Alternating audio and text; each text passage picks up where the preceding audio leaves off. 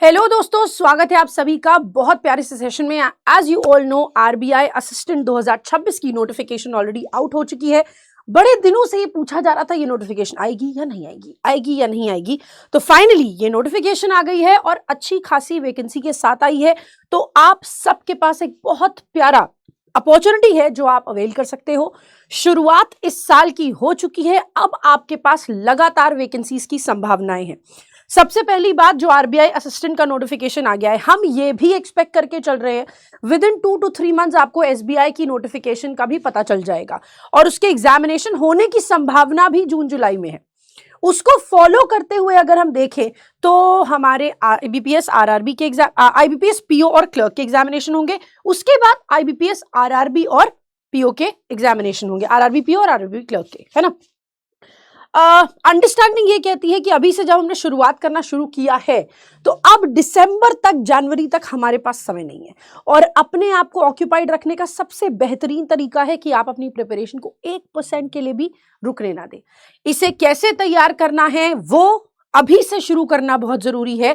और इसकी अगर बात करें आरबीआई असिस्टेंट की, तो आपके एग्जामिनेशन पैटर्न में स्ट्रेट अवे इंग्लिश लैंग्वेज आपको दिखेगी 30 क्वेश्चन 30 मार्क्स का 20 मिनट की टाइमिंग के साथ, है ना। तो अच्छा खासे क्वेश्चंस है, अच्छा खासा वेटेज है, इस पे थोड़ी मेहनत तो बनती है।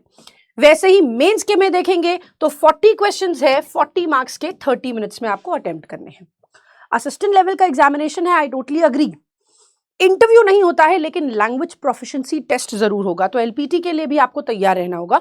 लैंग्वेज प्रोफिशिएंसी टेस्ट क्या होता है? वो टेस्ट जो कि आप जिस जगह से एग्जामिनेशन दे रहे हो उस जगह का आपको लैंग्वेज आना चाहिए।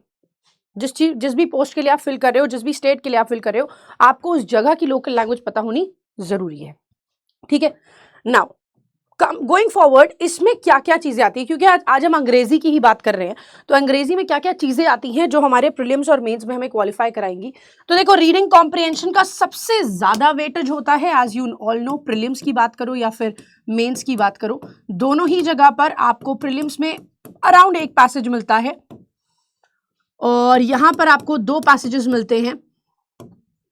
और अगर इनकी बातें करेंगे तो आप यहां पर 7 से 9 क्वेश्चंस इससे एक्सपेक्ट कर सकते हो। इधर आप अराउंड 15 to 18 क्वेश्चंस एक्सपेक्ट कर सकते हो, क्योंकि असिस्टेंट लेवल का है तो इसलिए 15 मार्क्स यहां समझ के चलो, 8 नंबर का पेपर यहां से समझ के चलो, ठीक है। तो दिस इज वन थिंग जो कि बहुत बड़ा वेटेज होल्ड करती है ना। इसको फोकस करना हो तो क्या करना होगा? क्लोज टेस्ट अगेन 5 से 6 नंबर के क्वेश्चंस आपको इससे मिलेंगे। वर्ड स्वैप के 4 से 5 क्वेश्चंस आपको देखने को मिलेंगे। सिनोनिम एंटोनिम कभी कभार ऐसा होता है कि डायरेक्टली पूछ ले, लेकिन इस बार जो चेंजेस हमें देखने को मिल रहे हैं मेंस के एग्जामिनेशन में, तो हो सकता है आपको सेंटेंस बेस्ड ये आए, अगर आए तो, है ना। उसके बाद सेंटेंस इंप्रूवमेंट। अच्छा, सेंटेंस इंप्रूवमेंट और एरर स्पॉटिंग, ये 2 एक्सरसाइजेस ऐसी हैं कि आपको 4 से 5 क्वेश्चन इससे या फिर 4 से 5 क्वेश्चन इससे या फिर कॉम्पोजिट फॉर्म में आपको अगर दोनों चीजें आ जाती हैं तो जनरली संभावना इन दोनों में से किसी एक की होती है, लेकिन अगर दोनों चीजें आ जाती हैं तो आपको यहां से 6 से 8 क्वेश्चंस मिल जाएंगे, ठीक है। फिर बात करें फिलर्स की, तो फिलर्स की अगर क्लोज टेस्ट के साथ आया तब फिर तो भाई 2-3 नंबर का ही आएगा, लेकिन अगर सिर्फ फिलर्स आए तो 4 से 5 क्वेश्चंस, ठीक है। कनेक्टर्स की एक्सरसाइज आप मेंस में एक्सपेक्ट करके चलते हैं और मेंस में यहां पर अगेन 4 से 5 नंबर का आपको देखने को मिलेगा, 4 being on the top side, ठीक है। फिर पैराग्राफ कंप्लीशन का क्वेश्चन है, इसमें सेंटेंसेस होते हैं या पूरा बोलो 4-5 सेंटेंसेस का एक पैराग्राफ होता है और एक कहीं ब्लैंक करके देते थे, उसे आपको फिल इन करना होता है, ठीक है। ये भी आपकी मेंस लेवल की एक्सरसाइज है, अगेन इसमें 4 से 5 नंबर के ही क्वेश्चंस आप एक्सपेक्ट करोगे। पैराजंबल प्री और मेंस जहां पर भी आएगा 5 क्वेश्चंस लेकर आएगा और स्पेलिंग एरर्स के क्वेश्चंस आपको जनरली प्री में मिलते हैं और जहां पर भी आएंगे कम से कम 4 से 5 क्वेश्चन आएगा। अगेन 5 नंबर आपका यहाँ पर प्रायोरिटी पे देखते हुए दिखाई देता है, ठीक है। जब हम इनकी बात करते हैं what are we up with, इस सभी को ये तो पता चल गया कि प्रीलिम्स मेंस में हमें क्या टारगेट करना है, लेकिन कैसे करना है, क्या स्ट्रैटेजी होगी, that is very very important. तो हम बात करेंगे ओके, गोइंग फॉरवर्ड तो हम लोग बात करेंगे अब जरा इसके स्ट्रैटेजी सेशन के बारे में कि हमें क्या क्या जरूरी है। देखो, एक तो छोटा सा काम कर लो कि 120 प्लस के जो आपके रूल्स की एक वीडियो बनी हुई है ना, वीडियो बनी हुई है, उसको आप रिवाइज कर लीजिए। उससे अगर आप रिवाइज करेंगे तो की सारी प्रॉब्लम्स आपकी सॉल्व हो जाएगी। इसी संडे को हमने ये वीडियो डाली थी ताकि आपके एग्जामिनेशन आने से पहले आप सारा रिवीजन ग्रामर का एक साथ कर लें। ये रिवीजन वाली जो वीडियो है इसका डिस्क्रिप्शन बॉक्स में हम आपका लिंक अटैच करा देंगे, तो आपका ग्रामर पूरा का पूरा डिस्क्रिप्शन बॉक्स जो होता है वीडियो के नीचे आपको जो लिंक वो मिलेगा ना, पूरा डिस्क्रिप्शन, उसी में ही आपको इसका लिंक मिल जाएगा।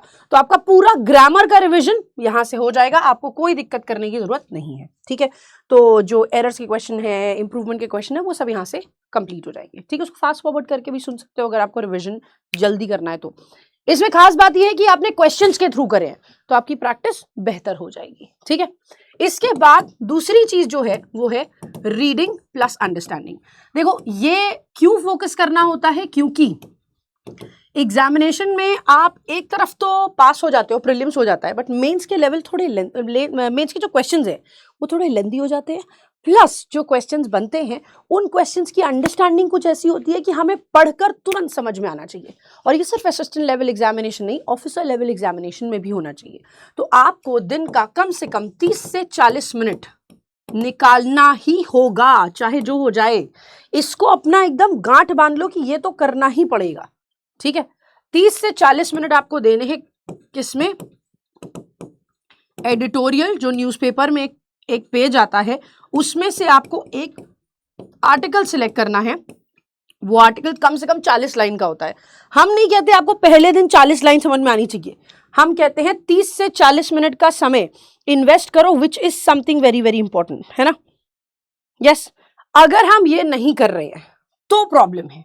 ये 30 से 40 मिनट आपको इस आर्टिकल को देने हैं। आपको फोर्स नहीं किया जा रहा कि आपको 30 से 40 मिनट में पूरा आर्टिकल समझ में आए। आपको ये कहा जा रहा है कि 30 से 40 मिनट आपको इस पे स्पेंड करने हैं। आप क्या करोगे, जैसे जैसे आप रीड करते हो, अब हमारी स्ट्रैटेजी होती है हम तुरंत जाके गूगल पे चेक करते हैं, ओहो इस वर्ड का मीनिंग नहीं समझ आया, तुरंत गूगल कर लो। मत किया करो ये करने से क्या होता है, हम अपने दिमाग को ट्रेन करें कि हमारे पास एक हेल्प है, हमारे पास नहीं समझ में आया हम गूगल से तुरंत देख लेंगे। नहीं, अपने दिमाग को ट्रेन करो कुछ इस तरह से कि आप सेंटेंस पढ़ें, उसकी मीनिंग आप खुद से निकालने की कोशिश करें। उस वर्ड के आगे पीछे क्या दिया हुआ है उसकी खुद से मीनिंग निकालने की कोशिश करो, और फिर उस वर्ड को जाकर गूगल पे चेक करो कि जो मीनिंग आपने निकाली है वो सही है या नहीं है। ऐसे आपका दिमाग ट्रेन होगा तो आपका दिमाग को समझ में आ जाएगा कि एग्जाम में जाके भी मुझे यही काम करना है, मुझे किसी हेल्प का इंतजार नहीं करना है, मुझको ये देखना है कि जो वर्ड दिया है वो खुद से मीनिंग निकल सकती है या नहीं। इससे होता क्या है, इससे आपकी रीडिंग डेवलप होती है, इससे आपकी अंडरस्टैंडिंग डेवलप होती है, इससे आपको वो वोकैबुलरी मिलती है जो कि आपके एग्जाम में एक्सपेक्टेड है। तो इधर उधर की 75 वोकैबुलरी याद करने से अच्छा है वो वोकैबुलरी पे फोकस करो जो आपके एग्जाम में एक्सपेक्टेड है। ठीक है, तो ये काम अगर आपने कर लिया तो आपके लिए बहुत ही बेहतरीन हो जाएगा।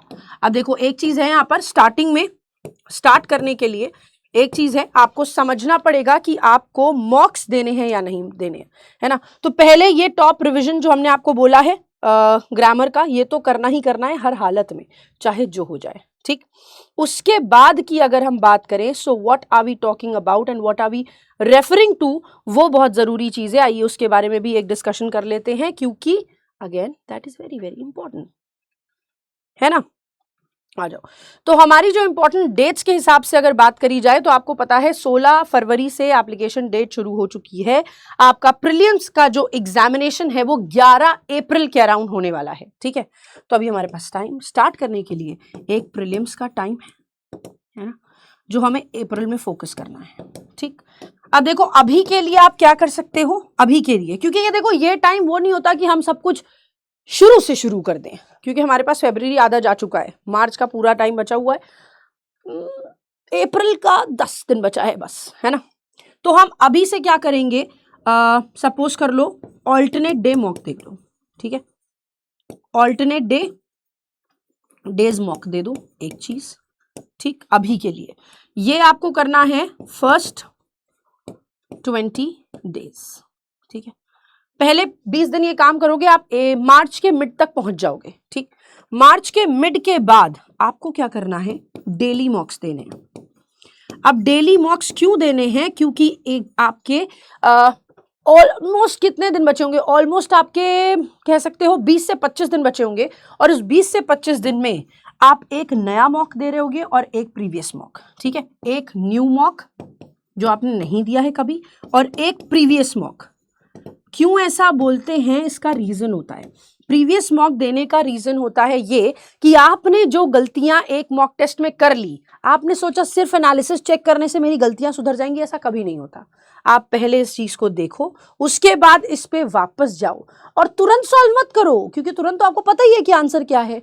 उस मॉक को कुछ दिन बाद वापस से लगाओ, और जब ये वापस से लगाने वाला प्रोसेस शुरू होता है तब हमारा दिमाग समझना शुरू करता है कि जो गलतियां करी थी वो सीखी कि नहीं सीखी। जब नहीं सीखी होंगी तो उस मॉक को वापस से दो। तो अपनी प्रॉब्लम से सोल्यूशन निकालने की कोशिश किया करिए, हमेशा एक सोल्यूशन ओरिएंटेड अप्रोच रखेंगे तो जिंदगी आपके लिए काफी आसान हो जाएगी, ठीक है। तो इसी के साथ आपका ये सेशन होता है एंड बैंक महापैक में आपको कई सारे वीडियोस मिल जाएंगे, कई सारी क्लासेस मिल जाएंगी जो आपके एग्जामिनेशन पॉइंट ऑफ व्यू से जरूरी है। Prelims, mains, interview, descriptive writing सभी की तैयारी हम आपको कराते हैं 1 ईयर और 2 ईयर के सब्सक्रिप्शन के साथ 2999 और 4299 में। दूसरी चीज, अभी इस पे कुछ सेल चल रही है तो वो जाकर आप वेबसाइट पे चेक कर सकते हो, ठीक है।